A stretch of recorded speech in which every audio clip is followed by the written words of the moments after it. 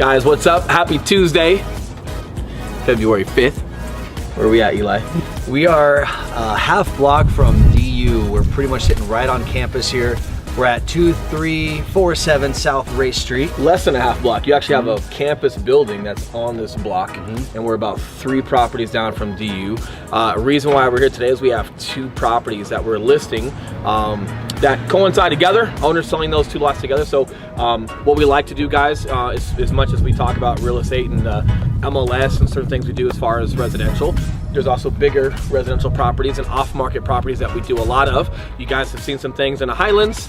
Now we're over at DU with some of our listings, but really want to dive into how to approach investment properties if you haven't done one, or if you have done one. Really just how we approach that, our book of business, why it goes off market, and the importance of that. So yeah, and this particular property, super unique. Really excited to get the phone call when this one popped up. And so what's unique about this? I know. Met him in a hot tub. It was at the gym. right. Met him in a hot tub. We were talking manly men stuff in the hot tub.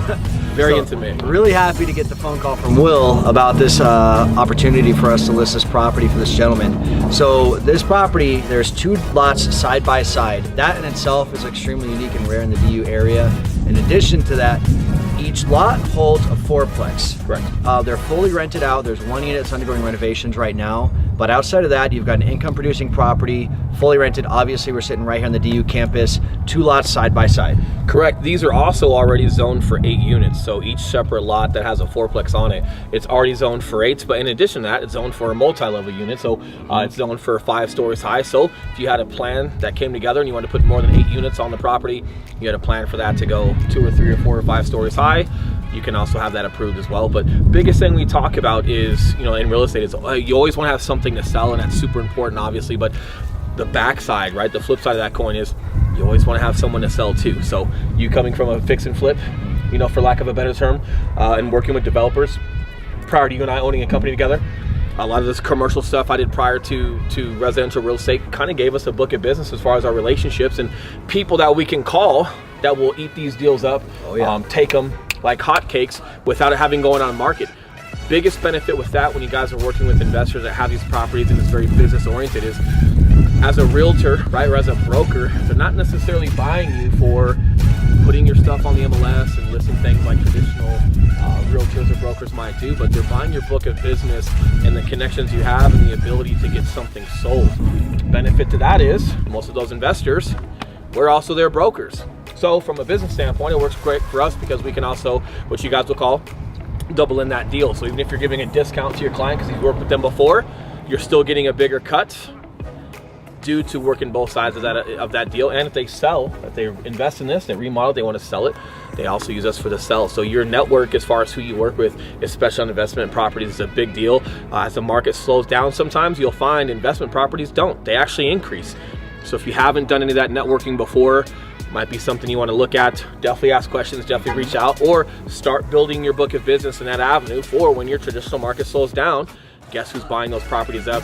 Guess who needs brokers to have a book of business, to have someone to sell to? And in addition to that, being resourceful and knowledgeable about what you're diving into. So on a property like this, that's not just your typical run-of-the-mill like Highlands Ranch house where there's one use for it. On a property like this, what's really nice is diving into the zoning, going down to the city and talking to the people down there and finding, okay, what can we do with this? So this particular one is zoned GMU5, that means multi-unit, 5 stories high. So again, just the possibilities are endless. This particular one we're selling for 1.6 million. 1.625. Yep, that's right, 1.625, thank you. Super competitive. And as far as like options, and this is one of the fun things about working with investors, because each one of them has kind of their different flavor that they're looking for. Right. On this property, a few options would be to keep the units as is, do nothing with it. Everyone here is on a month-to-month rent. They're all paying on time. It's income producing right now. The other thing you could do is value add. So you could come in and upgrade one unit, and then one unit, and then one unit, while the other tenants are paying you. So you're not totally just out all the income while you're doing your upgrades. Correct. As you're doing those upgrades, you're increasing rent and getting new tenants, or renting it back to the previous tenant that was in there. Lastly, what you could do is go to the city, talk to them, talk to the zoning department, and see really what you could do as far as putting a big 24-unit apartment complex here. Right. There's plenty of apartments on this block, so it's not something that's totally out of the question for city. There's a ton of options, and that's one of my favorite things, is looking at a property and diving into what potential are we sitting on right here. And you got to do your homework with that. A lot of your investors, pretty smart dudes, right? So if you're not locked in, and if you're not really familiar with what you're doing, be resourceful enough if you find something like this, you know, to make sure that you're putting the work in. There's a lot of money at stake. If you guys are doing the math on, you know, even a discount rate of 5% on 1.625, there's a lot of money at stake, and you want to make sure that, you know, you're as professional as possible when you're dealing with it. But in addition to that, we've got a book of, you know, 300 people we can make phone calls to. Realistically, out of the 300 primarily that you've built from prior to what we've done now, you know, with working with developers in your past, we really narrowed that down to like a top 10 that we use on a regular.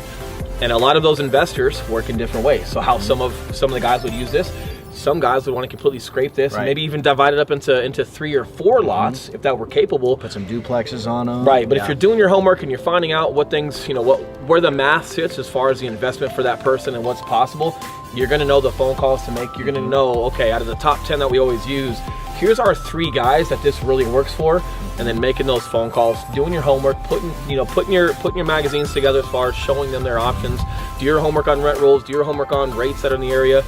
Go through, you know, just how many kids are renting that go to the campus on DU. Most of you guys don't know they're not building more campus area. They actually own land and own property around the campus that other people manage. So they're not building more campus area. Do your homework on a lot of that stuff. That way, when your investors that do want to work with you come, you can have answers at all, you know, for everything that they might have, and just prep that package as professionally as possible and get that sold for your client. Yeah, and for those of you guys that are out there watching, maybe you're not an investor yet. Maybe you make decent income and you've got your money stashed away in your 401k and some mutual funds somewhere, but you know you're getting X% on that. Real estate is a phenomenal investment, and there's guys like us who can go out and source deals for you. Correct. To where you can take your money and just, hey, let's just put some money on this. I don't want to do anything with it. That's what this particular homeowner did. He's never even been in these units before. He bought them, immediately sourced a property management company. He hasn't touched it in years and years and years until he's talking to us to sell it. And you know, and things like this, guys, so if you want to do things like that, you're gonna have to put a business plan together. You're gonna have to know like your profit and loss, or at least the prior owner's profit and loss. You're gonna have to put together, you know, numbers from a rent roll. That way, when you bring that to, you know, to a bank, if you are gonna be financing for an investment property, they've got to see how that's gonna be successful. There's other investors that are just straight cash and you've got those funds available and they buy and they scrape, but definitely things that you guys want to look for. A little long-winded today.